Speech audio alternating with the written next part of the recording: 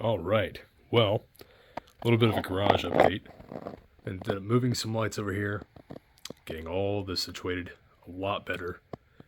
And then I got a nice standing organizational locker thing. So I've got a bunch of, there's the turbo inlet stuff. There's a bunch of small miscellaneous install parts at the front of the car. Diesel stuff on this side. Spare carpet for this interior if we find it's not quite enough. Take the seats back out, put the factory secondary carpet in on top of what I already installed, and then now I'll have like that much carpet. You know, we'll get some serious weight added, but it'll all be low in the car, and it might make it really, really nice to be in. Then on this stuff, I've got all my vibrant lines. That's going to be all the fittings for the vibrant stuff. Tons of fluids, premix, which I prefer. Premix, which I'll still end up using. Spare filters. Oil filters. Brake fluid for days. Coolant additives. Brake-in oils. Transmission stuff. Corner bounce scales. Corner bounce computer. Bump steer kit. Super important. Digital bump steer kit was definitely worth buying. Wiring shelf. And a Honda shelf. And a spare rotary oil pan. So, next week, by the way, I've got an EFR 9180 for sale. It has an external wastegate ready to go for it on the turbine housing itself. So if you have an internally wastegated setup, one car that comes to mind is Garrett's car. If he had run this, all the issues that he had would have been resolved. Anyways, that's for sale with the wastegate that goes with it. And this week's agenda, now that I've got all the lighting fixed, is we're going to take off the intercooler. We're going to button up everything in the front end. I'm going to vacuum out the intercooler, vacuum out the radiator, vacuum out absolutely everything. If there's any metal shavings from powder coating or any of that crap, it's going to be taken care of now. Then we've got the oil fill will be coming in soon. I've got a couple of fittings for that. It's going to go to the catch can right here. And I think this is the first video I've done with all DC power stuff all finished. So I had to trim this over here. It is super close here. All the fuel system had to be moved around, which I'll show in just a second. And the 6-rib conversion's done. So we don't have to worry about any sort of reliability issue with that. We've got our power and ground run. We've got our oil pressure regulator with filter run. And the fuel system that used to be right here is gone. It's all underneath the intake manifold. It was such a pain in the ass to make it all work, but I got it. So now we have a very, very attractive engine bay. So yeah, reinstalling all that's going to be pretty easy next week. Buttoning it all up, finishing all the lines. I'm still undecided on if I'm going to flip these sensors to be pointing this way, which I think I will, because the sensor connector sticking up like that's really ugly. And the reason why we did the block is that there's not moisture collection in the sensor, right? But at the same time, if we put the sensor downward, that's going to make moisture collection. So it just sucks that there's two here going down and two going up. So the mount sensors are both going up. The pressure sensors are both going down for the oil and fuel. So not the happiest with that. So I'll try to figure it out. I'll talk to a few advisors, see what else we can do. I believe Cody and I are going to remove the power steering computer, this guy, which I had over here next to the box. the box is finished out at Maple Racing. I actually had 4 people help with that, so huge thank you to all of you.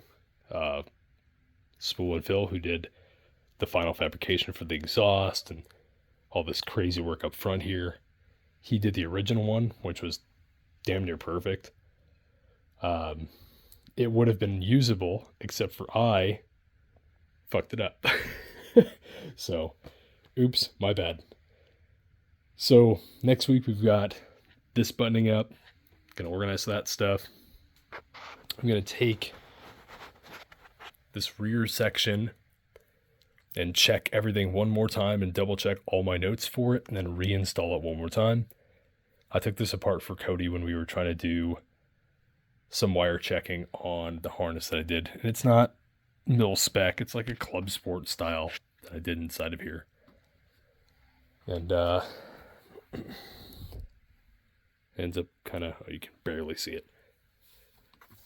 It's here. It's a very nice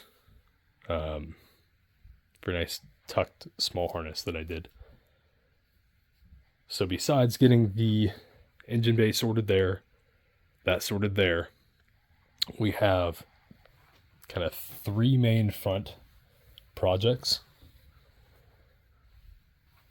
Number 1 being, we're going to take off these springs. We're going to do the bump steer kit, and we're going to correct everything with our tie rods, ball joints, sway bar, steering rack spacer, everything I can on that to make it bump steer perfect. I'll make a whole document series on it if you guys want. And 2, we're going to clearance the transmission a little bit more for the starter. The main power right here, when it goes to the starter, the stud is very, very close to one of the ears of the transmission. So I'm just going to lob it off, clean it up, kids cutting, you know. So there's that. And then I've got, if I'm going to secure these rotors properly, I have to take off this 3mm space that's needed. And we're going to take these guys here, cut them open a little bit, cut them open a little bit here, put these countersunk insets into there. That way it'll secure this fully. Rotor cannot wobble. Very, very important high speed. Otherwise, normally they're going to be lug centric and it'll be held in just by the wheel itself. Normally it's fine, but it's better to be safe than sorry. So that's number 2. Number 3 is I was going to order the wheels with Ryan over at Youngblood, and this wheel design does look really good on this car. So let's see, without scratching or anything else, I'll try to do this real quick.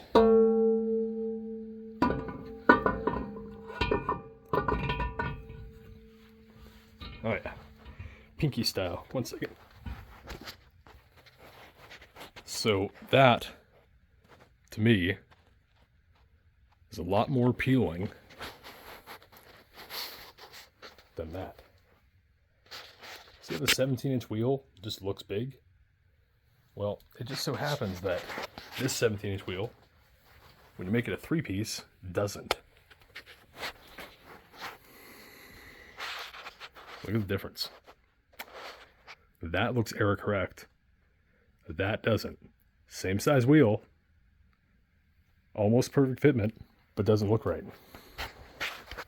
Let me look here. And we are a little bit of poke. So this is a 1/4 inch poke from what it should be. And that's as good as we can get it. So the only thing we could do is camber this in more. Which I have camber tools on the suspension knuckle to kick the knuckle over more. And I think they're already maxed out, but I have cams on them to make them adjustable. So it might be something worth doing. Right, we want it like Obviously, it's not tightened right now, but we can't have it like that. That's the point. But anyways, those do look very good. The other design he let me borrow was right here. A little bit more timeless, but I believe that looks good on the car. So, honestly, if that's doable, the only way to really make that work would be to take the flare here, which this one is already halfway done. And it'd be to take this flare and roll it out significantly. So, is it worth it? I don't think so. And then besides that stuff, in the engine bay, we've got, like I said, the sensor block, which I'm debating on moving up or down, or putting these in the bottom where they were originally, or putting the sensors out this way, which they'll stick out here, plus the connector, plus this actual thing goes here, and then you now have no service anywhere right here. So it's just not a good thing. Then I'll have this reservoir to change as well. So between that, we've got the oil fill neck, which goes up to the catch can, the reservoir, and the sensor block in the engine bay. So it's gonna be really fun next week, and I'll just start knocking out more and more stuff. And it helps a lot that I've got crazy amounts of lighting now, so I can actually make this way easier to do everything. So gonna get to vacuuming the intercooler radiator, and then I'll get back to work on full reassembly, wire harness stuff, box stuff, making it happen.